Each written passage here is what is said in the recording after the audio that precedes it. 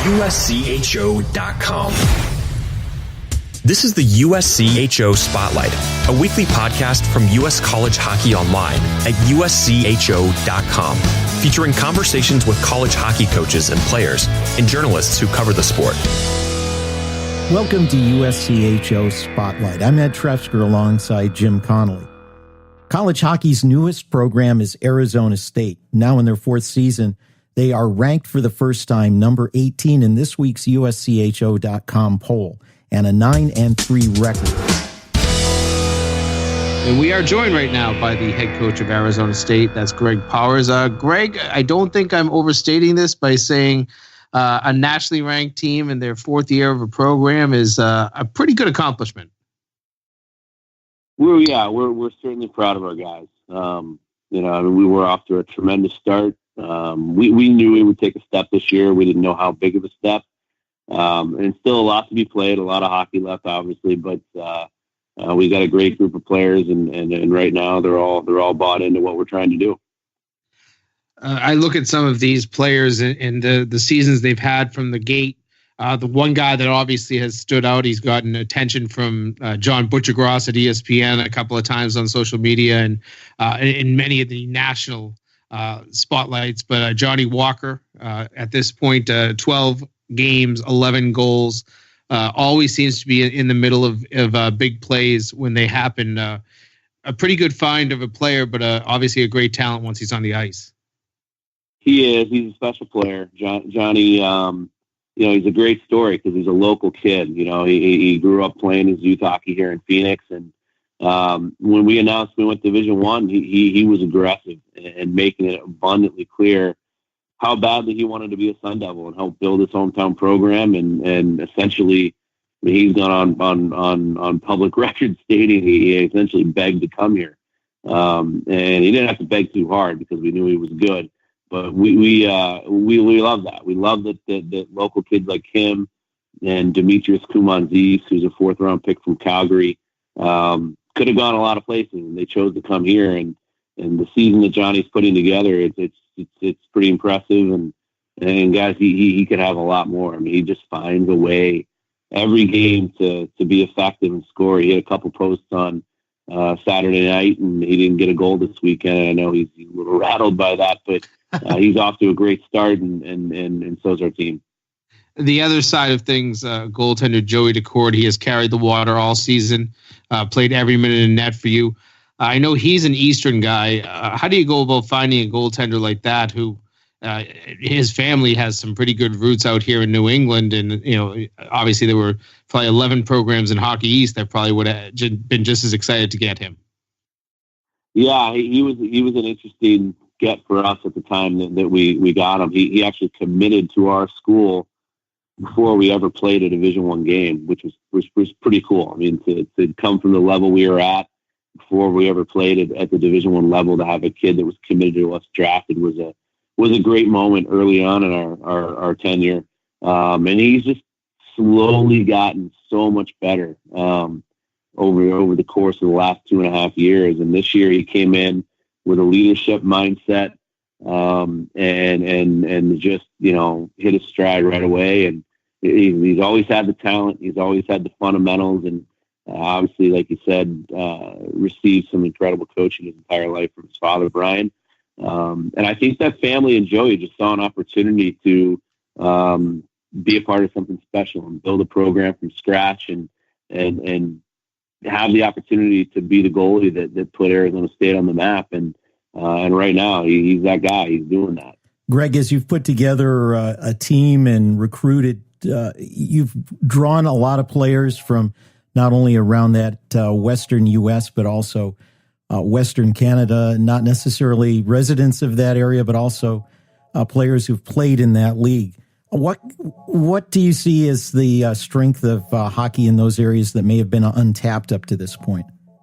Well, I think the ability for kids, that are, from the Western United States, or certainly Western Canada, out here in Phoenix, Canadians love this place. Like, they really do. I mean, there's a lot of transplants that come down over the winter and rent homes and all that good stuff. So when we were a club program, that's where we kind of made our hay, was was finding Canadians that had property down here and wanted to watch their kids play. And it's really no different at this level. We, when we fly a kid in from Western Canada, it's easy for their families to come watch them play if they choose to come here. Direct flights from Edmonton, direct flights from Calgary, direct flights from Vancouver, where, if they want to go watch their kid play out on the East Coast or anywhere near there, it's tough to get to, and it's not easy. So we made it a huge focus early on to go after Western Canada really hard, especially Alberta,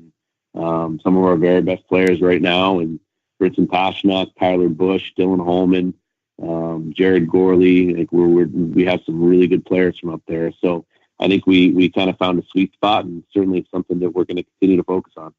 We've talked to some coaches who sometimes lament the difficulty of putting together the non-conference part of their schedule, 6 to maybe 12 games. You've got to put together a 34-game schedule. What are the challenges you've faced, and how big a job is it to pull that together?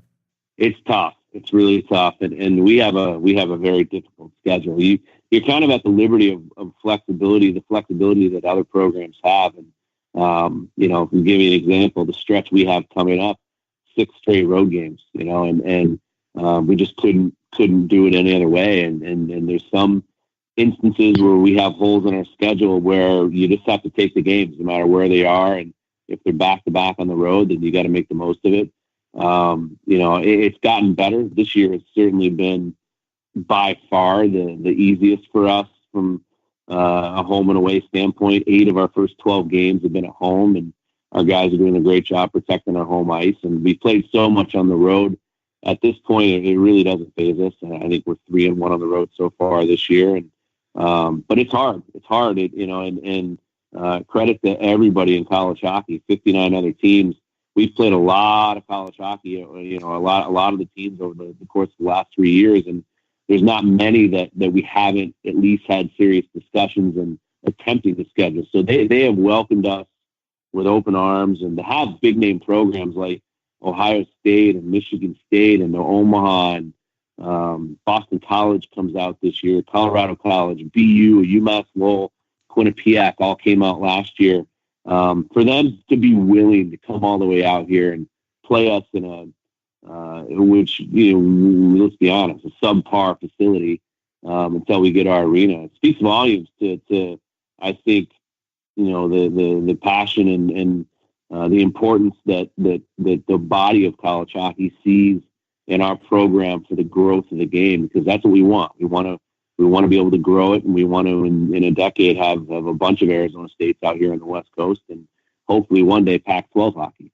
One interesting stat when you look at the RPI, and obviously you're only a third of the way through the season, but so far you've faced, by that metric, the second most difficult schedule, certainly having 6 games against the Big Ten and a couple of NCHC teams factor into that. How important is it for you, and this probably leads into discussions of an NCAA at-large bid, but how important has it been to put together as difficult a schedule as you can? It's not been easy, but we knew, in studying how kind of the pairwise works and what you need to do as an independent, you have to have a tough schedule, and then you have to win games with a tough schedule to get in as an independent. So, it's paramount that we challenge ourselves, and it's only going to pay off, down the road when we do get into a league and decide what direction that's going to look like. But the more challenging the schedule, the happier we are. That's been the directive from our athletic director. That's been my philosophy from day one. And our schedule this year gets no easier. We play a lot of really, really high-end teams, and not many. There's no weekends off at all in college hockey, as you guys know. But the schedule we have put together this year that we're excited about, and think if we can keep winning some games, we might be in that discussion.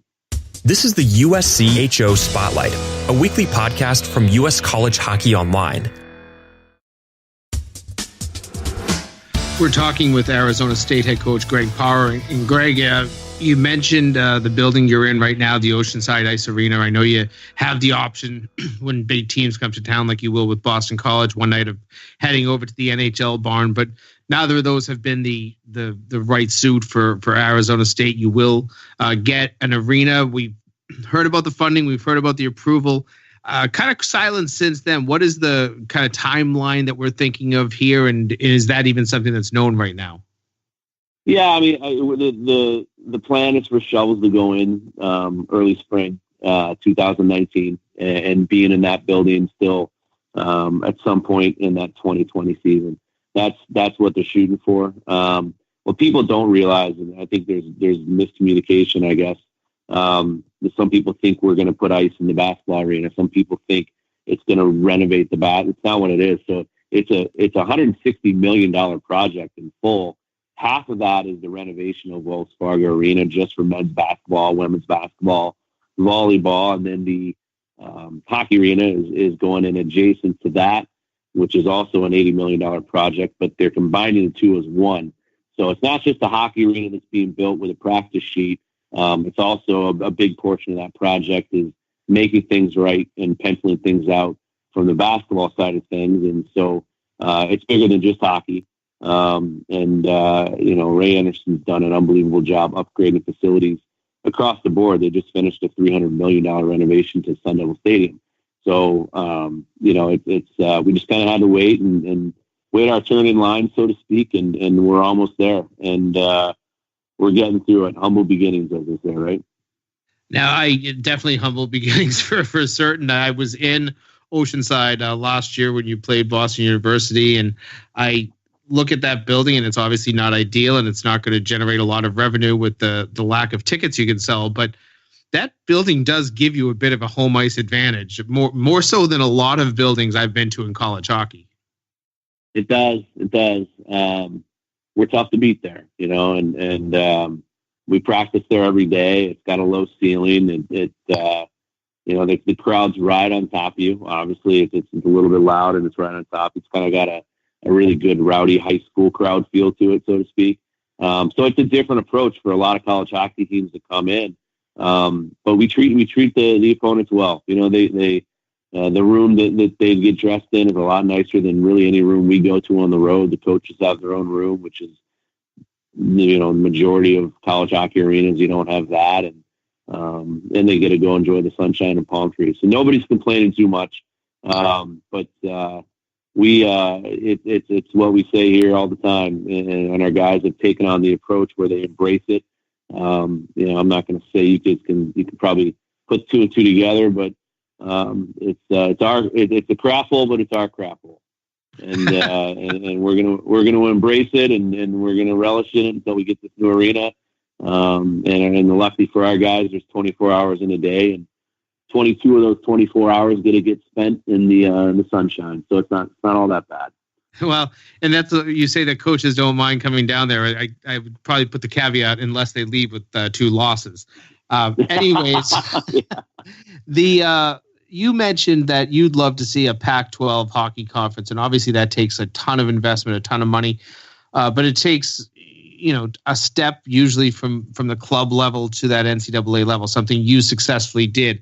I remember when you first moved up to NCAA Division I, you felt that your team was in a pretty decent position, and you had a kind of a barometer on where other programs were. Do you feel that there are enough programs out there that are in position that with the right money they could, succeed at an NCAA level? To do it under the same model that we did, no, absolutely not. They're going to have to do it a different way and really start hockey essentially on a campus from scratch. Many of the Pac-12 schools that have club programs, they all have them. They're what you would think of traditional kind of student-ran club programs. Arizona has a pretty good program, not in a position to transition like we did or Penn State did. Colorado, pretty good, but certainly not in a position. The rest of them are kind of Division II, Division III student-ran club programs. So they'd have to go about it a different way. And it doesn't mean that they couldn't be successful. We were incredibly successful at that level, as was Penn State. So we had players that we could transition with and be somewhat competitive from the start, and had a little bit of a culture and all that stuff to make us successful, in our fourth year. But I think right now that the program that out west is doing all the right things, and I think has a lot of legs to it, is UNLV. Unlike Penn State, the athletic department at Arizona State showed confidence in you and your coaching ability with the club team as you were elevated to Division I and followed up with a contract extension. How important to you has the support of your athletic department been in giving you confidence to make this move? Well, it's been incredible. I'm really fortunate that I have an athletic director that is he's a visionary, and he's an outside of the box, innovative thinker. And he didn't look at my lack of quote unquote pedigree as a negative. He was willing to listen to the passion that I had for this program, for this university as a very proud alum. And we made an agreement. Hey, don't hire me if you think I'm the best guy for the job. I only want you to hire me if you think I'm the only guy for this job.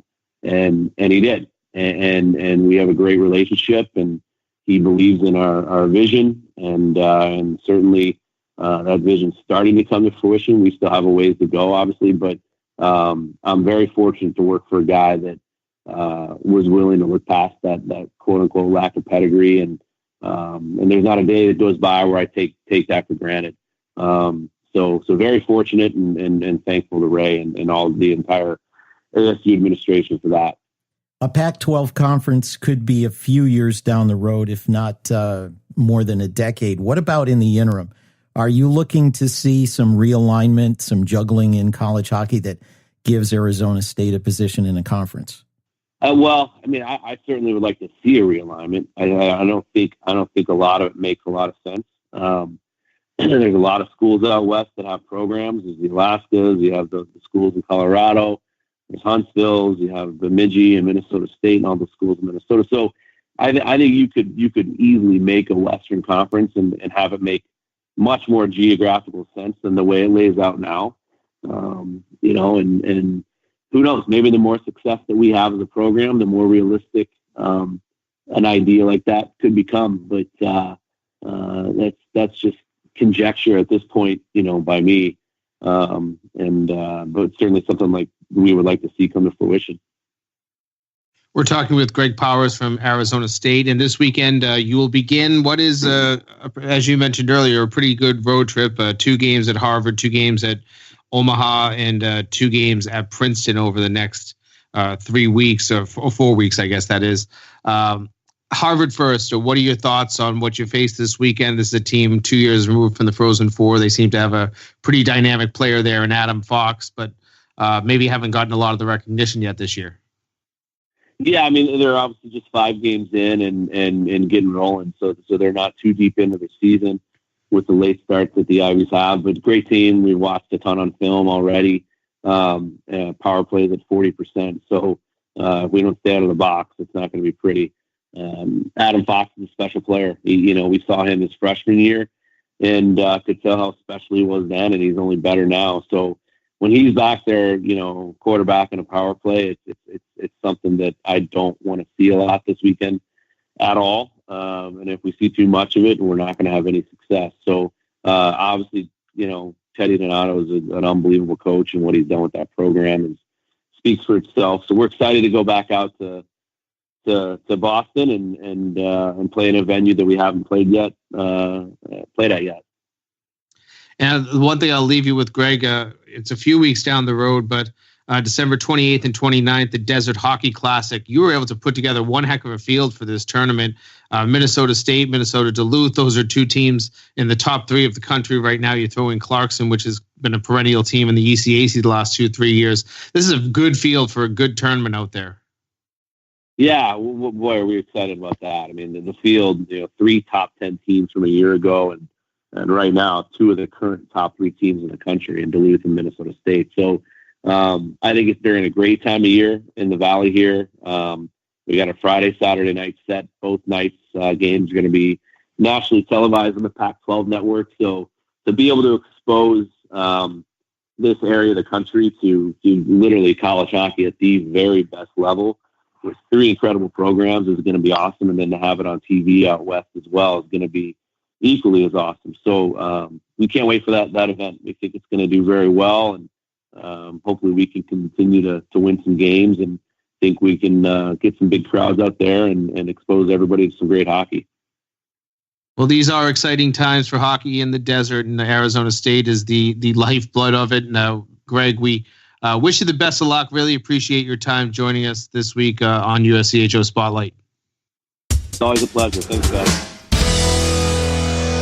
Jim, Greg was quick to say that not every school is going to be able to follow the path that Arizona State did, having a really well-established and professionally coached club team.